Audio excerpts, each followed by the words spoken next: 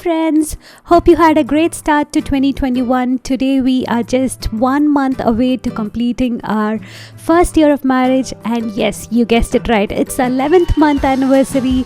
And do wish us in the comments below if you'd like to. Today's video is going to be about marriage, and I'm going to share my experiences and lessons learned in my first year of marriage.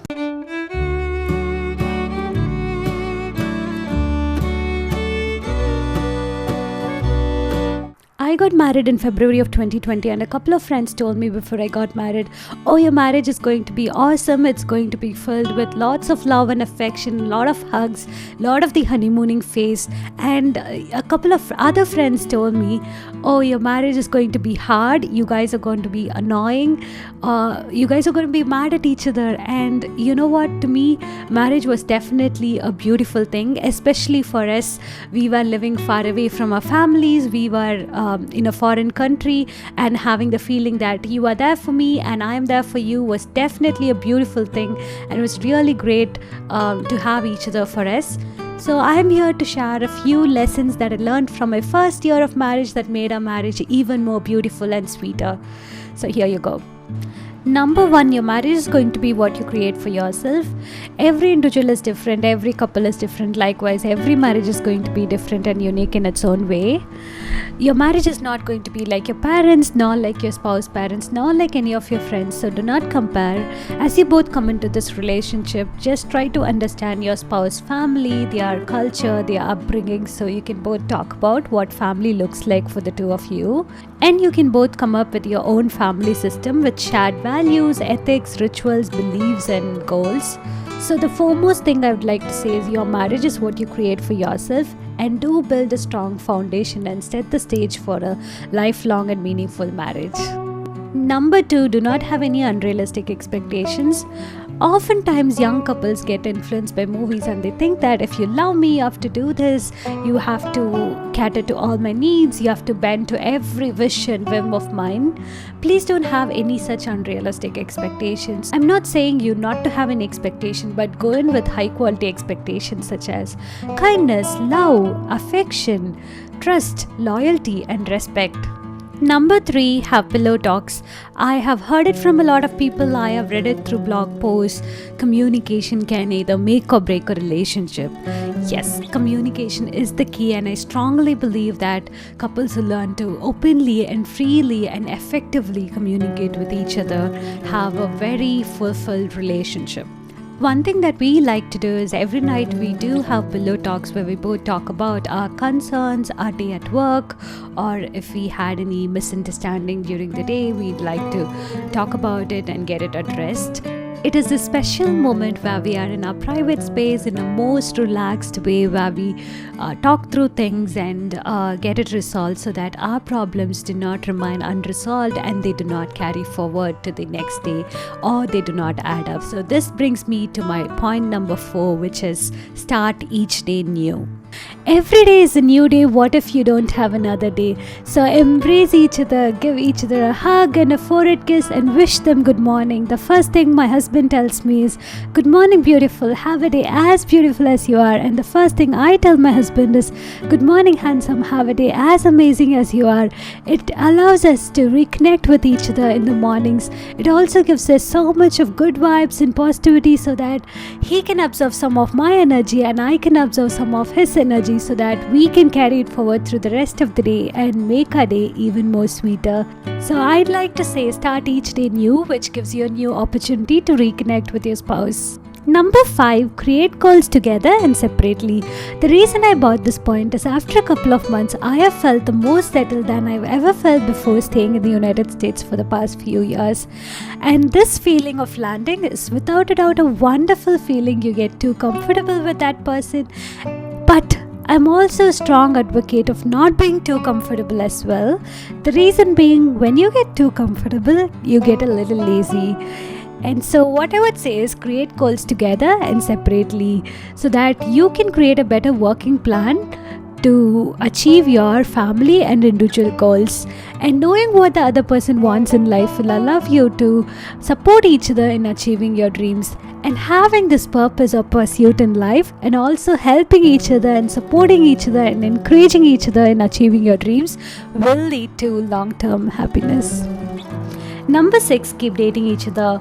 Most of us have a routine, and there are things that take up our time, like learning a new skill, working on your career, working on your side hustle, making money, or maintaining your health and spending quality time with friends and family. These are all good things, but they may take more time than you think, and other random things may start coming up and they may take more time than the two of you. So have regular dates and prioritize each other, which will reinforce the importance you give to your spouse and will improve the quality of your marriage. And these dates need not be always fancy, like visiting a new place or trying a new restaurant or trying a new activity or sport. It could be simple things that you both enjoy doing together, like cooking together, having food together, maintaining your health together, working out together, or having a hot tub or spa together, or just looking at your finances together, or it could be just relaxing together, watching a movie together, or just playing games together, or just sitting and listening to each other. It just could be anything that you both love doing together. Also, you can both sit together and write a list of things that you'd love to do together, so that you can pick and choose each week. And if you have any other interesting date ideas that you'd love to share with the community, please do mention in the comments below, because sharing is always caring. Number 7, take time for yourself. As good as I may be, I don't have everything that it takes to be a great wife. And as incredible my husband may be, he doesn't have everything that it takes to be a great husband. So it requires both of us to take some self-time so that we can focus on things we love to do individually. Me time for me is praying to God, or having a meditation, or reading a book, or just doing a new art. And for my husband, it's more like gaming, or watching a comedy show, or it's just having a really good food. And taking this time to focus on ourselves individually refills our energy tank so that we can be good to each other.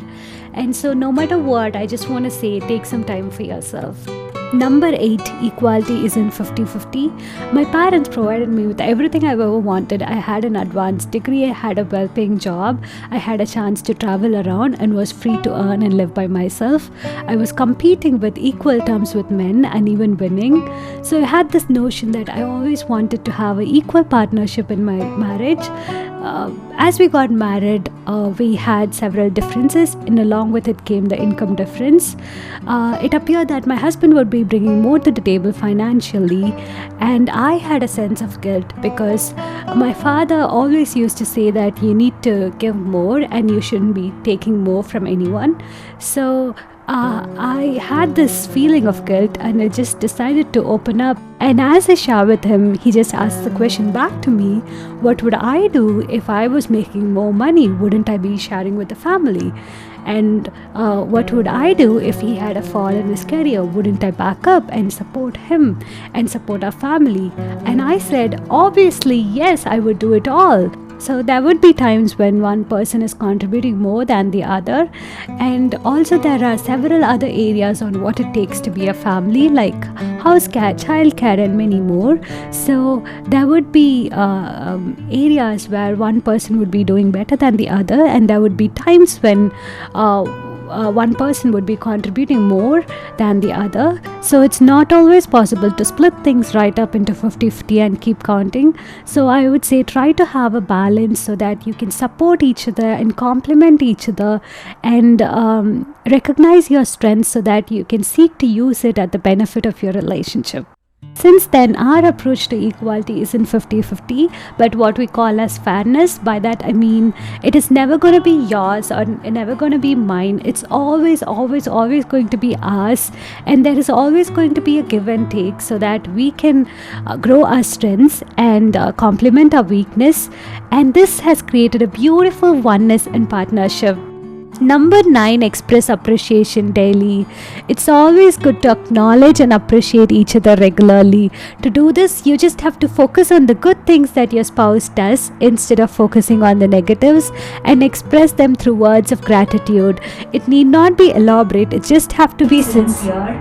If you're not comfortable expressing through words, you just can send a sweet little text message expressing your gratitude. For example, if your spouse prepares a good meal, or if your spouse buys groceries from the grocery store, you just can say, "Thank you for doing this. You are the greatest. Thank you for doing this. You are the best." And it just instantly lights up the face of your spouse and makes them feel loved. So being a cheerleader and being truly thankful for the good things that your spouse does will make them feel recognized for their efforts, and expressing this gratitude regularly will go a long way. Number 10, ask for what you need. Your partner is not a mind reader, so don't hint, don't wish, don't get mad that they haven't figured it out. Use your words. It's okay to ask for help. Sometimes girls think that it is weird to ask for help around the household chores, especially when you're managing multiple things. Girl, you can't do it all. There is nothing wrong in asking for help. Tell them that I would really like it if you cook dinner today. I would really like it if you can clean the bath. It is your responsibility to convey your thoughts, feelings, and needs to your spouse, and make space for your spouse's needs without being resentful. When you learn to openly communicate about your desires and respect and honor your differences, you will both be the happiest. And as George Bernard Shaw said, a happy family is an earlier heaven.